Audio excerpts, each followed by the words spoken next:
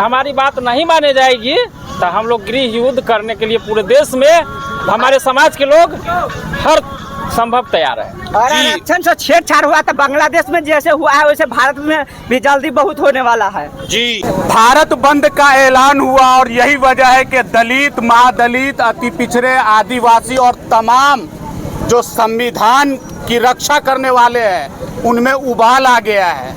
और सीतामढ़ी जिला के अलग अलग जगहों पे धरना प्रदर्शन और लोगों का उग्र प्रदर्शन हो रहा है और उन लोगों का स्पष्ट कहना है कि संविधान और SC/ST जो कानून है उसके ऊपर अगर छेड़खानी हुई तो हम बर्दाश्त नहीं करेंगे। और यही वजह है कि सीतामढ़ी जिला के अलग अलग जगहों पे लोगों का धरना प्रदर्शन तो चल ही रहा है। इस वक्त मैं सीतामढ़ी जिला के नानपुर प्रखंड क्षेत्र के नानपुर ब्लॉक चौक पे हूँ और यहाँ पर SC/ST और अति पिछड़े, दलित, महादलित और वंचित समाज के जो लोग हैं वो धरना प्रदर्शन कर रहे हैं और अपनी मांगों को लेकर करके सड़क को जाम किए हुए हैं। यहाँ कुछ लोग हैं, उनसे हम जानकारी लेंगे। क्या कहेंगे मास्टर साहब? मैं ये कहना चाहता हूँ, सरकार से गुजारिश करता हूँ कि जो कार्य कर रही है वाई चंद्रचूड़ के द्वारा ये असंवैधानिक है। उनको ये कभी भी नहीं करना चाहिए था।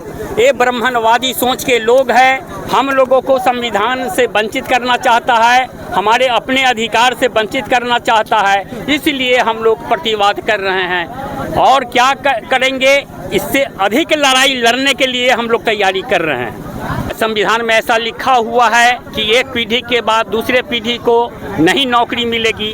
तो जो अभी ये फैसला किया है उनके 3 पीढ़ी मतलब जज थे, अगली पीढ़ी की वो तैयारी कर रहे हैं। हमारे लिए काटने की बात क्यों हो रही है? अच्छा, आप क्या कहेंगे? ये जो सुप्रीम कोर्ट का जो आदेश है ये संविधान के विरुद्ध है, इसलिए हम लोग विरोध कर रहे हैं। संविधान के विरुद्ध है। आप सर, आप क्या कहेंगे? सर, अभी जो सुप्रीम कोर्ट के द्वारा जो निर्णय लिया गया है वो संवैधानिक एकदम गलत बात है।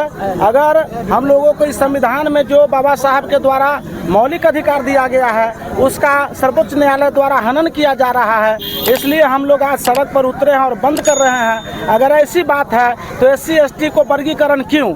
जिनका 3 पीढ़ी तक, 4 पीढ़ी से कॉलेजियम सिस्टम के द्वारा बगैर परीक्षा के जो वो लोग जज बन रहे हैं तो ये नियम उन पर क्यों नहीं लागू हो रहा है? पहले वो अपने नियम को बदले और कॉलेजियम सिस्टम को ख़त्म करे, इसके बाद वो दूसरे कास्ट को छेड़छाड़ करेंगे। संवैधानिक जो मूल अधिकार है हम लोगों का वही अधिकार रहना चाहिए। इसलिए आज हम लोग पूरे भारत को बंद कर रहे हैं और यही मांग है कि सुप्रीम कोर्ट जो आदेश दिया है उसको वापस करे, नहीं तो अनवरत आंदोलन चालू रहेगा। अच्छा, ये बताइए, एक तरफ आप बोल रहे हैं कि सुप्रीम कोर्ट का आदेश है, आपने इसकी कॉपी पढ़ी है? नहीं, हमने इसकी कॉपी नहीं पढ़ी है।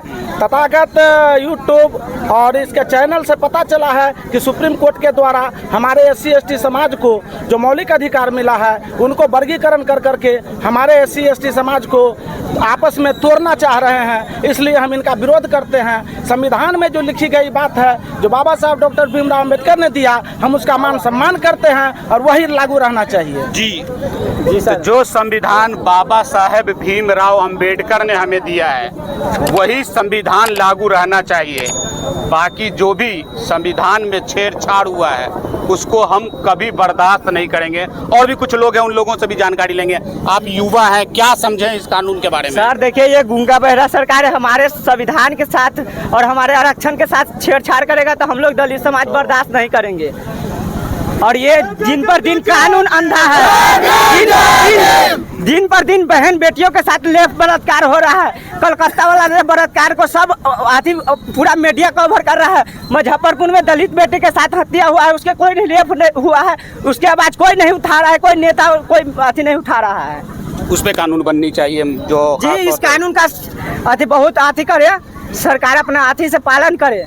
बहुत सिस्टम खराब है इस सरकार का। जब से ये बीजेपी सरकार आई है, जब से कानून संविधान को छेड़छाड़ कर रहे हैं, हम लोग दलित समाज के हैं, हम लोग बर्दाश्त नहीं करेंगे। हम लोग दलित बाबा साहब के औलादे अभी जिंदा है, अभी हम लोग बर्दाश्त नहीं करेंगे इस बात को। जी, बाबा साहब की औलाद है हम बर्दाश्त नहीं करेंगे। सुन लिया होगा, युवा जो है वो बोल रहे हैं, और खास तौर से जो युवा है उन्होंने भारतीय जनता पार्टी को आड़े हाथ लिया है और उन्होंने कहा है कि जब से बीजेपी की सरकार आई है वो संविधान के साथ छेड़छाड़ कर रही है, जो हम कतई बर्दाश्त नहीं करेंगे। कुछ और भी लोग हैं, उनसे भी आप क्या कहेंगे? देखिए, हाथ में तिरंगा और लड़ रहे हैं आप संविधान बचाने के लिए, क्या कहेंगे आप? देखिए, ये तिरंगा जो है हमारी देश की शान है, और संविधान के विरुद्ध जब भी मनुवादी व्यवस्था जाएगा हम लोग जो है सब पुनः लड़ने के लिए तैयार है, और हमारी बात नहीं माने जाएगी तो हम लोग गृह युद्ध करने के लिए पूरे देश में हमारे समाज के लोग